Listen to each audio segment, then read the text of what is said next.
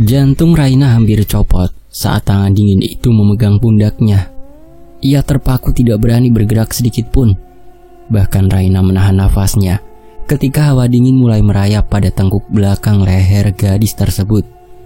Ia menggigit bibirnya kuat-kuat ketika bau anyir yang sangat kuat hingga di dekat kepalanya. Pulang.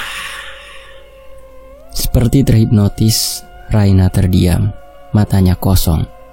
Lambat laun, keseimbangannya hilang.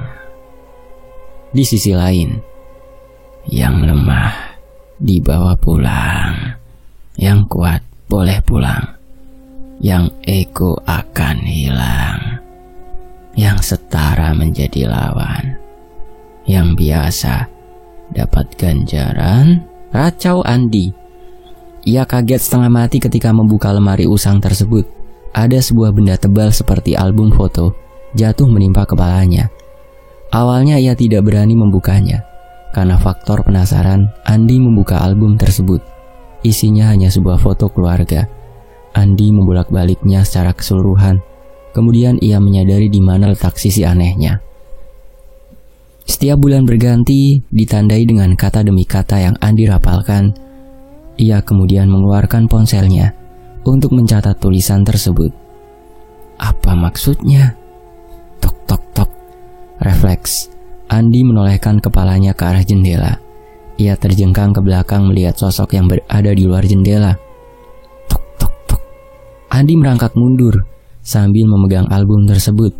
Sedangkan sang sosok menundukkan kepala, berusaha menyembunyikan wajahnya. Andi memutuskan untuk berdiri walaupun kakinya gemetar setengah mati. Mati kau. Andi membulatkan matanya ketika sosok tersebut terbang ke arahnya.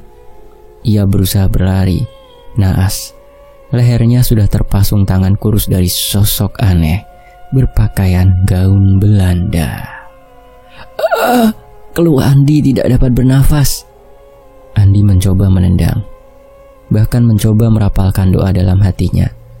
Tapi tetap tidak bisa. Kakinya tidak menapak di lantai. Pasokan udara semakin menipis.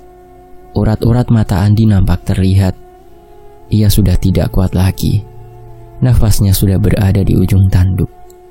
Andi meronta kembali walaupun hasilnya nihil. Mungkin ini ajalnya? Dibunuh oleh hantu Belanda? Kesadaran Andi berada di ujung tanduk. Matanya berair, sedih. Ia ingin berteriak memanggil nama Okta. Sayangnya gadis tersebut berada di lantai 1. Ia pun juga tidak bisa naik ke atas. Lambat laun, matanya terpejam. Hilang sudah. Andi jatuh tersungkur ke bawah.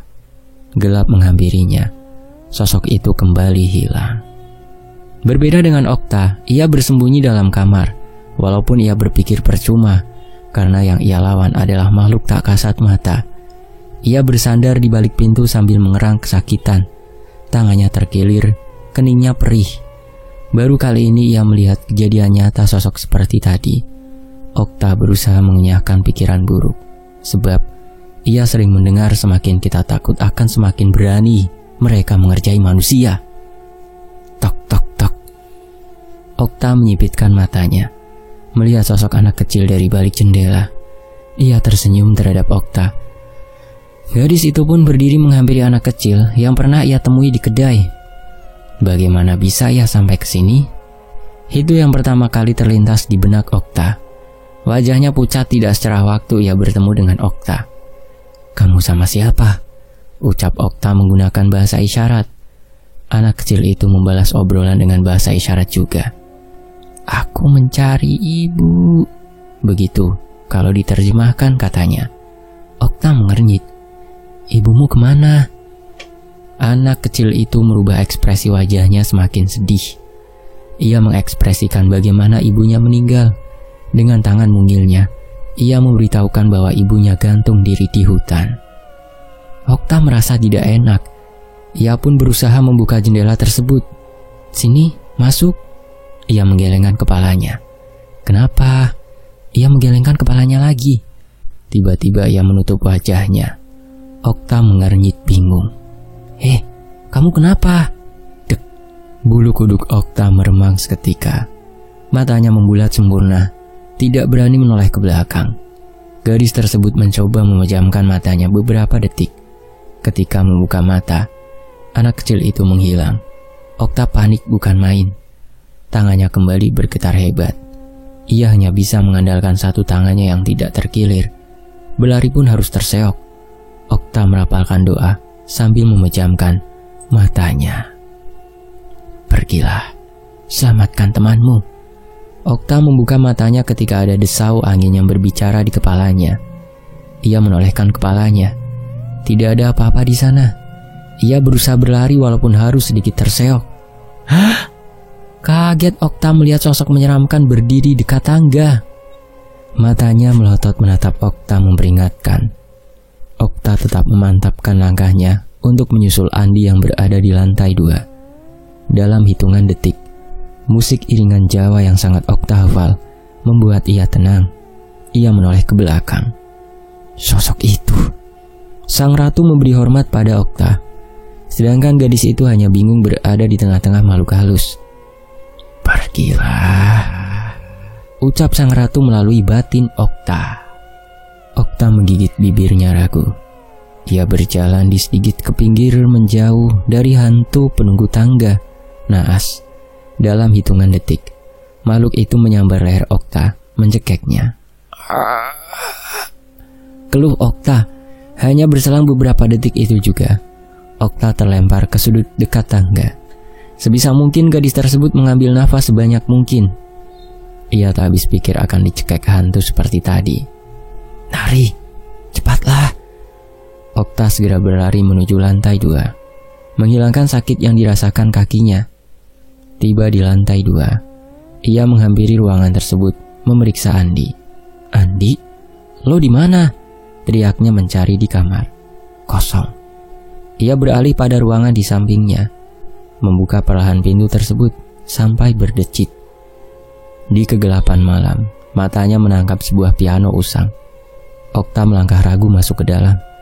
Matanya berpencar mencari Andi di dalam ruangan yang sangat gelap. Andi, panggilnya. Di, tangannya meraba mencari dinding agar tidak tersandung. Andi. Duh.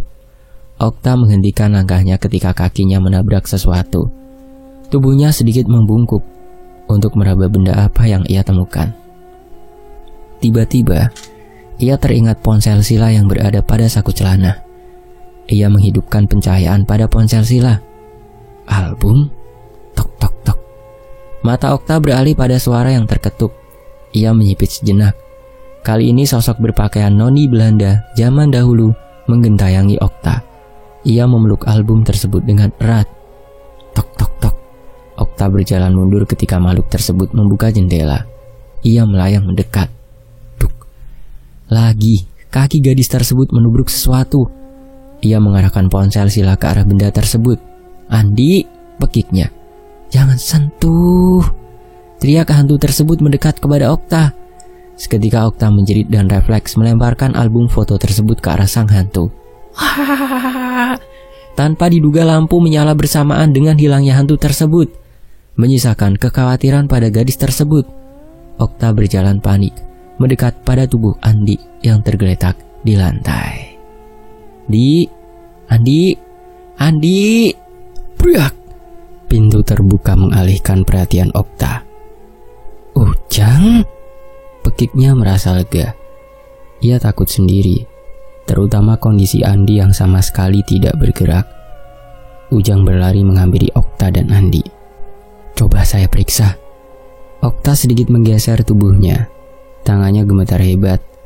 Rasa sakit pada tubuhnya hilang, tergantikan panik menghampiri gadis tersebut. Ujang memeriksa denyut nadi Andi berkali-kali. Kepalanya menoleh ke Okta, memperhatikan kondisi gadis tersebut yang terlihat mengenaskan bagi Ujang. Dia cuma pingsan, tutur Ujang. Lutut Okta terasa lemas ketika ia memeluk lututnya menangis. Belum pernah kejadian seperti ini dalam hidupnya. Kamu punya minyak angin? Tanya Ujang. Okta menengadahkan kepalanya. Ada, tapi tas aku di bawah, aku takut. Ujarnya di sela-sela tangisan. Ujang berdiri dan pergi ke lantai bawah begitu saja. Sebenarnya ia tidak mau menginjakan kakinya di rumah peninggalan belada ini. Ia tidak sudi sama sekali, tapi dalam perjalanan pulang, ada sosok yang menjegalnya untuk membantu Okta dan teman-temannya. Ya, dia sang ratu yang menghampiri Ujang. Berhubung sang ratu adalah penguasa tanah Jawa, Ujang mengikuti permintaannya. Untuk pertama kalinya, Ujang menuruti permintaan makhluk astral seperti dia. Tiba di lantai bawah, Ujang membereskan isi tas Okta yang berantakan di lantai. Tak lupa ia membawakan Okta dan Andi segelas minuman. "Nih tak, minum dulu," ujar Ujang selepas ia tiba di atas. Gadis tersebut menerimanya dengan tangan sedikit gemetar dan langsung meneguknya hingga tandas. Ujang pun mulai mendekatkan minyak angin pada hidung Andi. Awalnya Andi tidak bereaksi. Lambat laun, Andi mengernyitkan dahinya. Okta yang melihat itu segera mendekat. "Alhamdulillah, kamu sadar, Andi?" Andi mengerjapkan matanya perlahan. "Ah, setan!" teriak Andi tiba-tiba terduduk. "Tenang, Di. Udah selesai di sini," ucap Ujang menenangkan. Andi dan Okta mengernyitkan dahinya bingung, tidak mengerti maksud apa yang dikatakan Ujang. Maksudnya, kalian ingat? Saya pernah bilang kalau Raina medan menarik bagi mereka. Iya. Sebelumnya di mana teman kalian yang lain? Tanya Ujang. Mereka pergi bersama Bari, tutur Okta. Laki-laki yang berkacamata itu? Tanya Ujang. Iya, ada apa dengan Bari? Temanmu sudah dihasut sama makhluk halus. Perkiraan saya mereka menginginkan Raina. Tapi sebagai gantinya, roh Bari dihasut karena sempat melihat album yang kalian temukan. Album? Aku sempat lihat albumnya tapi belum sempat sampai akhir, ujar Okta. Hening beberapa saat. Mereka tenggelam dalam pikiran masing-masing. Sampai suara Andi mengalihkan perhatian mereka. Gue sempat membaca kalimat aneh dalam album itu. Gini bunyinya. Yang lemah dibawa pulang, yang kuat boleh pulang, yang ego akan hilang, yang setara menjadi lawan, yang biasa dapat ganjaran, timpal Andi. Ujang mencerna kalimat yang Andi lontarkan. Teman kalian dalam bahaya, kita harus cari album itu dan temukan Bari. Sebentar, lalu bagaimana dengan Izul? Temanmu aman, ditemukan anak penjaga villa. Kita harus cari album itu, baru kita hampiri temanmu, ujar Ujang. Andi dan Okta menganggukkan kepalanya setuju. Bagaimana bisa kamu tahu? Tanya Okta. Aku bisa lihat hantu tak? Sebaiknya kita cepat cari album itu, lebih cepat lebih baik. Mereka berdiri bergegas, mencari album yang sempat Okta lempar. Tidak ada di sudut ruangan maupun di lantai. Andi melebarkan pandangannya. Tiba-tiba ia terpikir tempat pertama kali ia menemukan album itu. Kakinya mendekat ke arah lemari usang. Hanya berjarak beberapa langkah lagi tangannya terulur. Kriat. Ketemu. Di sisi lain, berbeda dengan kawannya yang lain. Raina! Duk, duk, duk, duk, duk, duk. Ilham, Indah, Dina, dan Sila menggedor jendela kaca mobil yang tak mau terbuka juga. Hujan turun semakin deras. Raina tergeletak jatuh pingsan di dekat pintu mobil. Sial, umpat Ilham. Ia tidak berani ambil resiko untuk memecahkan kaca mobil tersebut, sebab mereka hanya mahasiswa biasa yang belum bekerja. Ilham mengacak rambutnya kasar. Matanya beralih ke depan, melihat gerak-gerik Bari yang terlihat aneh. Mata Ilham melirik tombol pengunci dari balik kemudi. Tombol tersebut sengaja ditekan oleh Bari rupanya. Ilham yang tahu hal tersebut naik pitam, langsung menyambar kerah baju Bari. Lu tolol ya? Satu pukulan maut tepat mengenai wajah Bari. Kacamata yang Bari kenakan bahkan terjatuh. Bibirnya sedikit berdarah akibat ulah Ilham. Buka penguncinya, tolol. Ilham. Indah menahan tangan Ilham yang hampir melayang lagi. Ketiga perempuan itu kaget bukan main ketika suara tulang rahang Bari bercumbu dengan tinjuan Ilham. Bari hanya menampakkan senyum aneh, sangat aneh. Sampai terasa sangat mirip dengan seorang psikopat. Tangannya melepaskan tangan Ilham dengan kasar. Ia sedikit mengelap darah segar yang keluar, kemudian menekan tombol otomatis dari balik kemudinya. Ceklek! Ilham tergesa turun menyelamatkan Raina yang sudah basah kuyup. Ia menggotong Raina masuk. Tubuhnya sangat dingin dan kaku. Bibirnya sedikit membiru, bahkan denyut nadinya sedikit lemah. Kuyup sudah pakaian yang Ilham kenakan. Ia memutari mobil, mengambil alih kemudi. "Turun lo, gue yang bawa," ujar Ilham dengan dingin. Bari menuruti perintah Ilham dan langsung duduk di samping kemudi. Sebisa mungkin Ilham menjaga keseimbangan agar tidak oleng ke dalam belantara gelapnya hutan yang semakin mencekam. Orang terdahulu bilang, jangan menceritakan tentang mereka jika tidak ingin dihampiri. Jangan mengusik keberadaan mereka jika tidak ingin dijumpai. Jangan memancing mereka jika tidak ingin diikuti. Mereka berjalan dengan sangat perlahan, membelah hujan di kegelapan malam. Jantung Ilham berlomba-lomba ketika mobil tersebut memasuki titik tengah tersebut. Indah mencoba menghangatkan Raina dengan beberapa pakaian kering.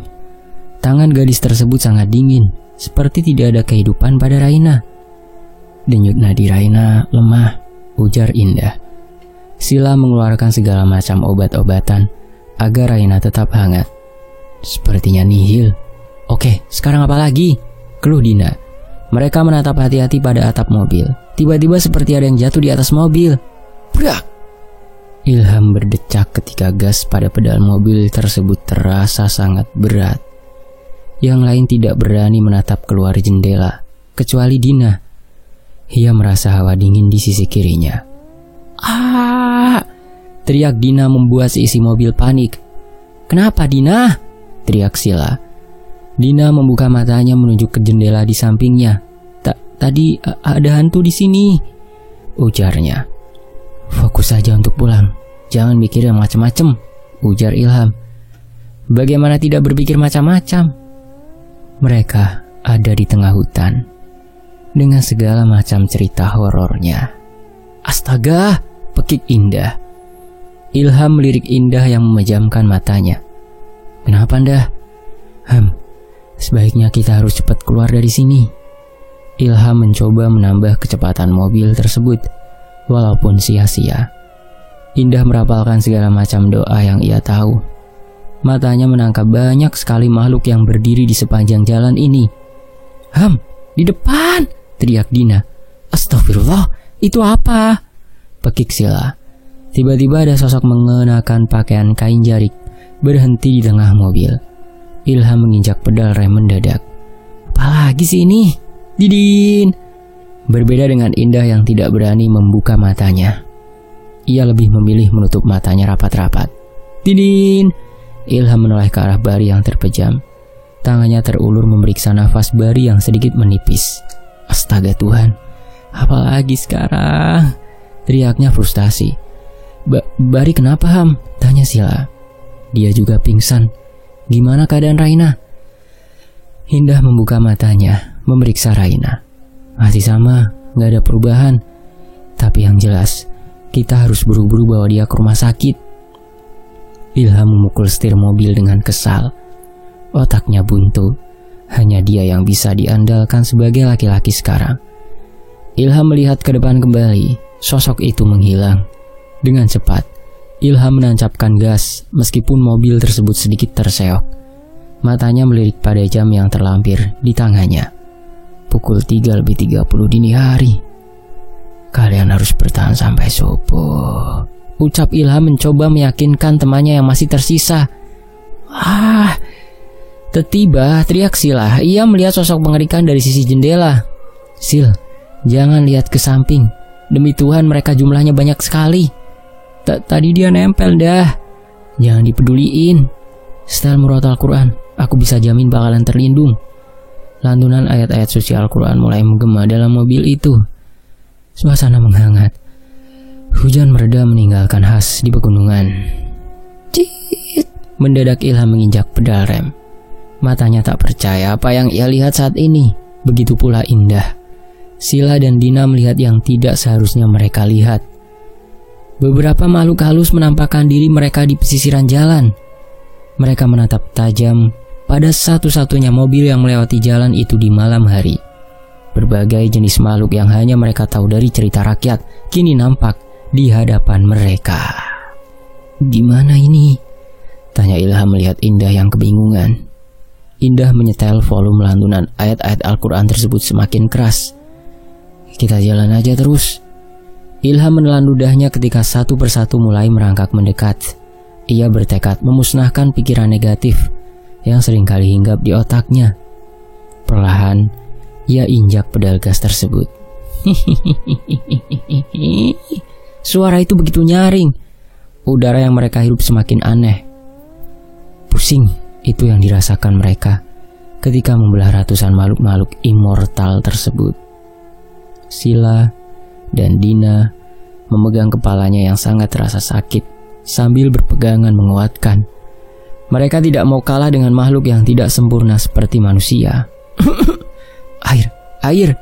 Ilham memegang tenggorokannya yang terasa terbakar. Astaga. Mata mereka membulat ketika darah segar yang Ilham muntahkan. Dengan sigap ia mengelap darah segar tersebut. "Kita harus keluar dari sini." Kemudian ia menambah kecepatan mobil tersebut. Walaupun terasa percuma, lambat laun udara aneh yang mereka rasakan memudar, menggantikan hawa dingin yang menusuk seperti di pegunungan. Sebisa mungkin Ilham bertahan, menahan rasa terbakar dalam dadanya. Mereka harus selamat, pikir Ilham. Matanya memicing ketika ada sebuah lampu yang menyala di kegelapan malam. Senyum kecil terukir ketika ia mengingat kedai tempat ia mampir sore kemarin. Keluh Sila. Dina menolehkan kepalanya. Betapa kagetnya ketika hidung Sila mengeluarkan darah segar. "Sila, ya ampun." Dengan sigap Dina membantu menghentikan pendarahan pada hidung Sila. Gadis tersebut menyadarkan kepalanya di jendela. Tiba-tiba, kepalanya sangat berat. "Sila, kamu harus kuat. Lawan rasa sakitnya, Sil," seru Indah khawatir. Sila tidak tahu mengapa tubuhnya seperti menggigil hebat. Kakinya terasa kaku seperti mati rasa. Matanya sayup-sayup menahan kantuk. Plak, plak. Dina menepuk pipi Sila pelan dan memberikan minyak angin pada hidung Sila. Jaket Dina ia lepas, memberikan kehangatan untuk temannya. "Bertahan, Sil," ucapnya. Sila tersenyum. Senyum ringan yang entah apa maksudnya. Penglihatannya kabur. Perlahan ia memejamkan matanya. Sila. Oh ya Allah, Sila pingsan juga." Panik, teriak Dina menggenggam tangan Sila. Ilham memukul setir. Kesal, membenci keadaan seperti ini. "Din, dah, kalian harus bertahan. Sebentar lagi sampai. Kalian jaga Raina sama Sila aja." Dina dan Indah menghapus air mata mereka dengan kasar. Mereka tidak boleh cengeng. Senyum mereka mengembang ketika mata ketiga anak manusia tersebut menangkap kedai itu berada di depan matanya. Ilham menghentikan mobilnya di parkiran. Keluar dari mobil dan langsung menghampiri penjaga kedai tersebut. Langkah kakinya tergesa sampai tidak sadar. Ia tidak menggunakan alas kaki ketika keluar dari mobil. "Pak, tolong teman saya, Pak," mohonnya. Sang penjaga kedai langsung mengiyakan dan berlari mendekat pada mobil mereka. "Ini mah harus buru-buru dibawa ke rumah sakit," ujarnya ketika menemukan wajah Raina yang semakin membiru. Pria tersebut menelpon ambulan dengan segera. Kemudian ia memanggil karyawan kedai yang lain. Ilham bernapas lega ketika teman-temannya yang jatuh pingsan dikeluarkan dari mobil. Indah dan Dina menangis jadinya di sana sambil berpelukan. Ini yang dinamakan takdir? Sementara itu, di sisi lain, di bangunan villa rumah kuno peninggalan Belanda, Andi, Okta, dan Ujang berjalan membelah hutan belantara, berbekal lampu senter dan tas yang memeluk erat di punggung mereka, memberanikan diri berjalan di tengah hutan pada malam hari. Mereka berencana menjemput Izul temannya di rumah sang penjaga villa. Kaki Okta sudah lebih baik setelah mendapat sedikit pijatan oleh Ujang. Tangannya terbalut perban, ditambah keningnya tertempel plester berwarna oranye. "Kita aman kan, Jang?" Ujang menoleh ke arah gadis mungil di sampingnya. "Belum tentu, tapi Berkat temanmu, kita aman.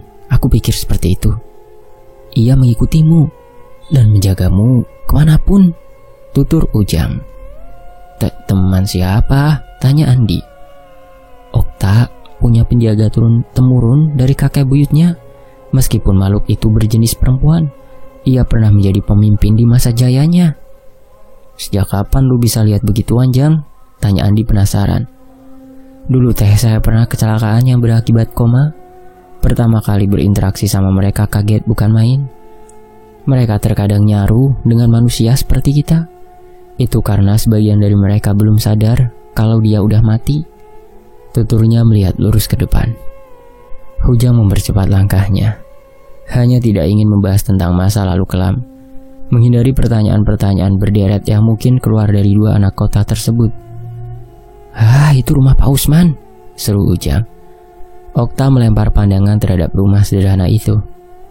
Nampak sederhana, namun lampu-lampu yang dipasang terlalu mencolok di tengah hutan. Assalamualaikum Kang Usman, teriak Ujang. Andi dan Okta berdiri di belakang Ujang. Mata mereka menangkap siluet pria parubaya berjalan mendekat ke arah pintu. Ceklek. Pintu terbuka menampakkan wajah yang tak asing menurut Okta. Ia sempat melihat pria di hadapannya sedang berbincang dengan Bari. Kalian teman si anak kota? Serobot pria parubaya tersebut tanpa basa-basi. Ia memandang sinis Okta dan Andi yang datang tanpa diundang. Ujang yang melihat tatapan tersebut berusaha menengahi kesalahpahaman Kang Usman. Kang, mereka berbeda Kang, seru Ujang dengan logat Sunda. Pria bernama Kang Usman beralih menatap Ujang dengan tatapan biasa. Sama saja, anak kota itu semua sama, kelakuannya senonoh. Ujang menggaruk tengkuk kepalanya yang tidak gatal. Ia sedikit tidak enak dengan Okta dan Andi. Melihat respon yang didapat tidak mengenakan, Andi berdehem. Pak, maaf kami boleh menjenguk teman kami? Ia membuka suara dengan sopan. Walaupun ia anak kota, ia tahu cara bertata krama dengan orang yang lebih dewasa. Ya, sebaiknya kalian masuk dulu. Selepas subuh nanti saya antarkan kalian turun, ucap Kang Usman melunak. Okta menyetujui usul Kang Usman. Tubuhnya sudah tidak kuat lagi untuk sekedar menutup matanya sejenak. Mereka bertiga dipersilakan masuk ke dalam. Rumah sederhana dengan banyak foto pada dinding ruang tamu menjadi pemandangan pertama mereka. Rumah kami berantakan. Maaf, tidak seperti rumah kalian di kota. Tapi silahkan duduk. Mangga, sok, ujar Kang Usman. Okta yang pertama kali mendaratkan pantatnya di kursi busa. Batinnya lega bukan main ketika rasa hangat menjalar pada tubuhnya. Beberapa menit membelah hutan dan mendaki gunung membuatnya sedikit menggigil. Kang Usman sedikit melirik kondisi Okta yang diperban bagian tangannya. Ternyata kamu yang membantu mereka semua ya, celetuk Kang Usman. Okta dan Andi saling melempar pandang. Maksudnya, jagamu juga yang menyelamatkan temanmu di dalam, ucapnya lagi. Okta yang merasa paham kemana arah pembicaraan ini mulai membuka suaranya. Saya tidak tahu menahu tentang beliau sebenarnya. Hanya pernah bertemu sekali. Itu pun sebelum almarhum kakek saya meninggal, tutur Okta. Tatapan Kang Usman beralih pada Andi. Ternyata kamu yang paling pemberani. Sepertinya kamu akan ikut campur urusan mereka lagi. Maksudnya Kang? Tanya Andi. Teman kalian ada yang diganggu ruh jahat. Itu dedemit kiriman orang yang dendam. Makhluk itu diperintahkan untuk mengusik, mengganggu, bahkan mengambil nyawa teman kalian oleh tuannya. Nuhun Kang, mereka orang awam, tutur Ujang. Alis Kang Usman bertautan. Oh begitu Jang. Tapi kenapa si Eneng ini bisa lihat dedemit? Ucap Kang Ujang dengan logat Sundanya. Ujang memejamkan matanya sejenak. Dia bawaan dari lahir, tapi sama leluhurnya sengaja ditutup. Terlalu terang kalau kata si Acil. Dia ketemu Acil? Ujang mengangguk. Matanya menatap Okta yang nampak kebingungan. Tak, kamu bisa lihat anak kecil di bekas kedai kemarin? Tanya Ujang. Anak kecil yang tidak bisa bicara itu? Aku lihat. Dan aku juga lihat dia di villa, tapi tidak mau masuk. Dia bilang takut. Dia datang ke villa? Tanya Ujang dengan mata membulat. Ada beberapa jeda saat itu. Ujang dan Kang Usman saling melempar pandang, seolah berkomunikasi lewat tatapannya. Amir, selimutnya bawa ke sini, teriak Kang Usman. Sosok yang tak asing pula menghampiri ruang tamu tersebut. Amir adalah anak Kang Usman satu-satunya. Ia membantu Kang Usman dalam mengurus villa. Ini teh, ucapnya dengan sopan. Terima kasih. Sebaiknya kamu tidur dulu. Tapi saya ada urusan dengan teman kamu yang ini, ujang Kang Usman sambil menunjuk Andi. Tidak membutuhkan waktu yang lama untuk menunggu gadis tersebut terlelap. Ia menyandarkan tubuhnya pada sofa. Wajahnya terlihat sangat lelah dan kesakitan. Andi memberikan selimut yang diberikan Amir untuk menutupi kaki Okta. Kemudian ia menyusul Ujang, Amir, dan Kang Usman untuk berbincang di luar. Sekitar pukul 4 pagi, mereka belum juga tertidur. Ujang menghembuskan asap rokok yang keluar dari mulutnya. Kemudian disusul Andi yang berjalan mendekat. Segera Ujang mematikan rokok tersebut, sekedar membuat tubuhnya hangat. Jadi teh, nama kamu Andi? Tanya Kang Usman. Iya Kang. Kang Usman memegang bahu Andi dengan tegas. Singkat saja, mungkin temanmu yang di dalam dan yang dalam perjalanan ruhnya terkunci. Kalau boleh tahu, siapa nama temanmu yang pernah kerasukan? Raina Kang, Raina. Ya, Raina. Bedanya dia dapat kiriman dari dukun sesat, sedangkan temanmu yang di dalam itu akibat ulahnya yang selalu seenaknya. Sompral. Dukun sesat memangnya masih ada di zaman sekarang, Kang? Kang, sepertinya ini bukan salah dukunnya, tapi salah manusia yang datang ke dukun itu. Si dukun teh nggak ngerti apa-apa, cuman terima perintah doang, sela Ujang. Saya juga melihat seperti itu, tapi sama saja sang dukun menyalahgunakan anugerah yang Tuhan berikan, sesat.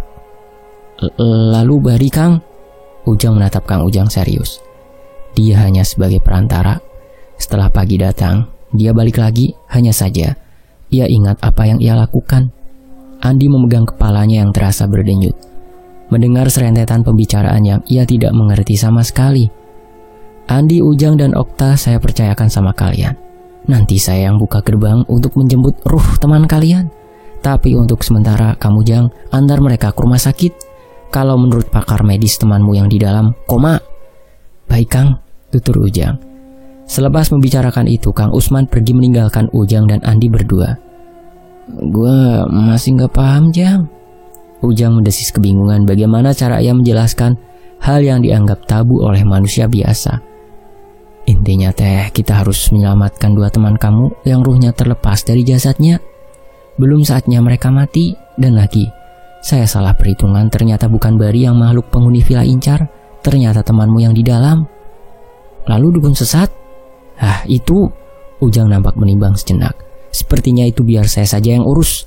Itu di luar nalar manusia biasa. Maaf Di, lanjut Ujang.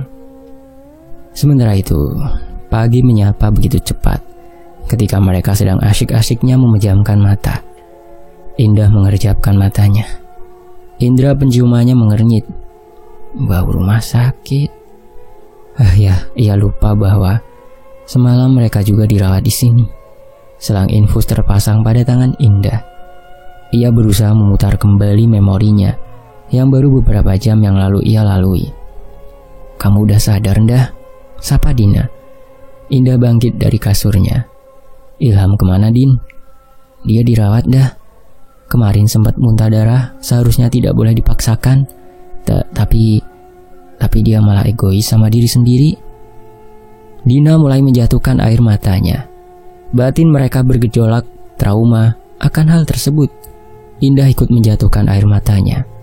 Tiba-tiba ia teringat akan Andi dan Okta. Udah ada kabar dari Okta sama Andi? Dina mendongak menghapus jejak air matanya. Belum. Aku bingung dah, aku panik. Cuma aku sendiri yang jadi wali kalian. Raina koma, Bari pingsan, kamu dirawat. Aku bingung, lalu aku menghubungi orang tua kalian. Indah membulatkan matanya. Kamu serius nelpon keluargaku? Dina menatap Indah dengan tatapan meminta maaf. Ia sendiri tidak tahu harus bagaimana menghadapi masalah ini sendiri.